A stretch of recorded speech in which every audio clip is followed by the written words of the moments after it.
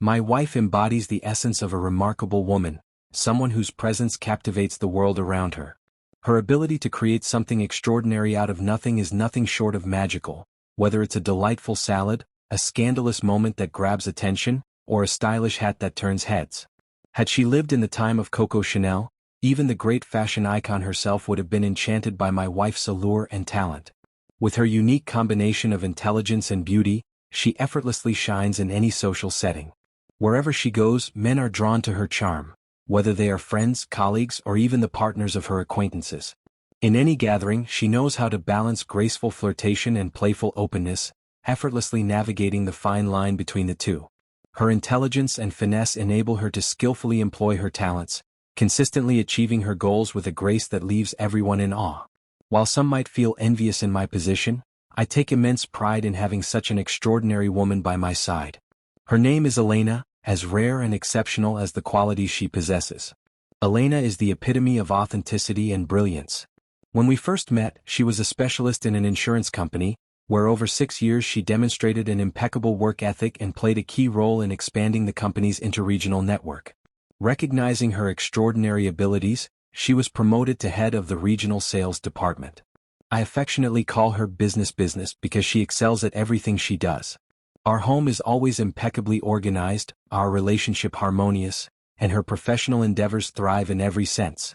When the company arranged its quarterly reporting meeting, which would be followed by a corporate party, Elena couldn't turn it down, even though she longed to spend that time at home.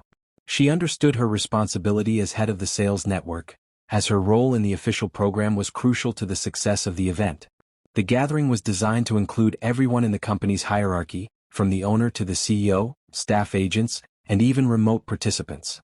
I could sense the significance of this event, and Elena's role in it, in the air as the day approached. On the appointed day, Elena asked me to drive her to the hotel and restaurant complex where the event would be held. The venue was on the outskirts of the city, a luxurious establishment equipped for such an important corporate event, offering a conference room for meetings, a restaurant for banquets, and comfortable hotel rooms for traveling business professionals. It was clear that Milonik, the renowned insurance company, spared no expense in celebrating its successful sales team. Elena, as always, radiated elegance and grace.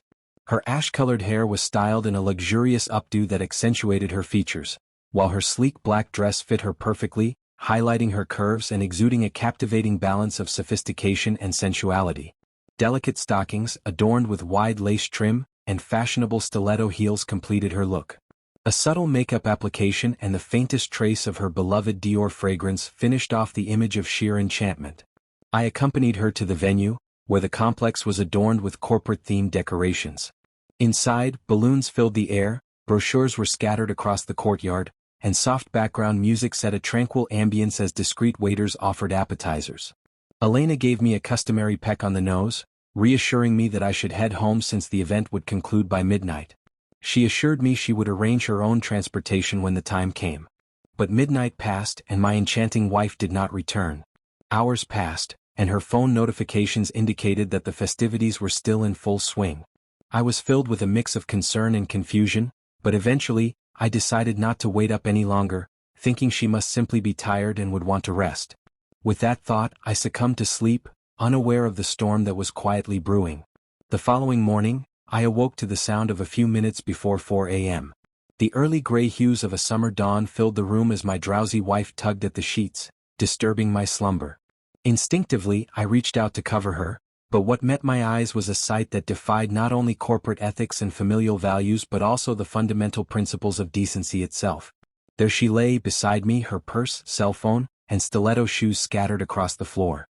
One stocking had slipped down to her knee, while the other was clutched tightly in her hand. Her hair, once so carefully styled, was now a disheveled mess, hinting at some chaotic activity. But the most perplexing thing of all was the absence of any undergarments beneath her dress, which now hung at an indecent angle, revealing far more than was appropriate. While I understand the subtlety of a lace thong under a dress, its complete disappearance in this situation was beyond comprehension. My initial reaction was to shake her awake, demanding an explanation, but the absurdity of it all made me realize that such an action would lead nowhere. As I collected myself, I began retracing her steps, like a determined bloodhound following a familiar scent. I searched our apartment hoping to uncover the missing piece of the puzzle, but there was nothing that seemed to fit. Apart from a diploma recognizing her exemplary work and achievements, there was no sign of the truth. In the silence that followed, I chain-smoked, my mind a whirlwind of unanswered questions and mounting confusion. I spent hours chain-smoking a pack and a half of cigarettes, along with half a can of coffee, as my mind swirled with countless scenarios, each one leading me to the same heart-wrenching conclusion. My wife, Adelina, had betrayed me. Desperate for clarity, I confronted her, but her responses were disjointed, lacking coherence. She repeatedly claimed to have a headache and a complete loss of memory. The excuse did little to soothe my frayed nerves. As she sipped a cup of black coffee, the horror of the situation began to sink in. The realization that she couldn't remember the events of the night only deepened her distress. She recalled fragments of the official part of the meeting, the award ceremony, the grand opening of the banquet, and the dance program the host had announced. She even remembered winning a game and receiving a lollipop as a prize, which had somehow emerged from her panties. But beyond that, she seemed utterly blank. Where were her undergarments? How could she have forgotten everything else? I felt an overwhelming surge of anger and jealousy flood through me. For the first time in my life, I questioned everything about my once beautiful wife. I demanded that she call her colleague, a trusted friend, and put the phone on speaker so I could hear the truth. As her embarrassment became palpable, she had no choice but to comply. "Hello, Irashka," my wife timidly greeted, her voice betraying her discomfort. "Don't make me laugh," Irashka replied. "Don't you remember anything? It was me who carried you to the car, drove you home, and helped you inside." For a moment, I found a small glimmer of solace in those words.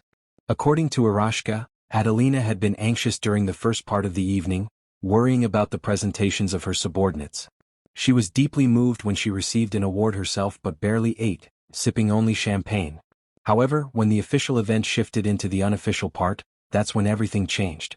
Adelina indulged in sambuca, becoming inseparable from the bartender and the bar counter, venting about life's unfairness.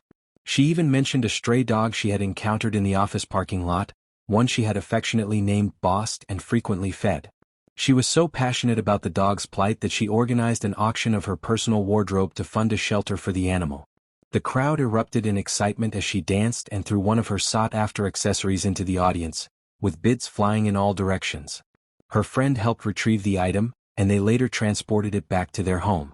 Adelina, her face flushed with shame, recalled the embarrassing spectacle. "I can't believe I did that," she lamented. "What was I thinking?" I watched the video of the auction and the chaos that followed, my emotions conflicted.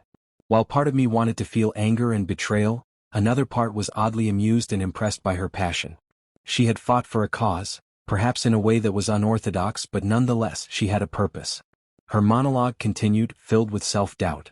"How will I face everyone at work after this weekend? What will they think of me? Should I resign?" She seemed on the verge of spiraling when the sudden ring of her cell phone interrupted her thoughts. The screen flashed with the name of the general manager. "Adelina, did you forget something yesterday?" the voice on the other end asked. There was a pause before the voice continued. "There was an offer to purchase your undergarments for the amount your colleagues contributed to the auction." My wife froze, unable to speak. The director went on, "You left the auction and violated the rules, but it still went ahead. I must inform you that the proceeds from those 30 centimeters of lace will more than cover the costs of the dog shelter, veterinary visits, a dog passport, and food for at least 6 months. You'll have a busy Monday ahead of you, just one condition." "Please," my wife squeaked, her voice high-pitched in a way I'd never heard before. "Please don't name him Boss." "Fine," came the response. "You can collect the money from the secretary and keep it in your safe." As the conversation ended, a heavy silence settled between us. I stared at her, feeling the weight of everything that had happened. Finally, she broke the silence. "The goal has been achieved. Once again in a fight, any means are justified." Her words echoed in my mind, and despite the embarrassment and the absurdity of it all, I couldn't help but feel a strange sense of pride. But the price of her fight had been steep, and I wasn't sure how either of us would move forward from this moment. And as we both sat there, lost in our thoughts, the ringing of her phone seemed to mock us with its reminder of just how far things had gone.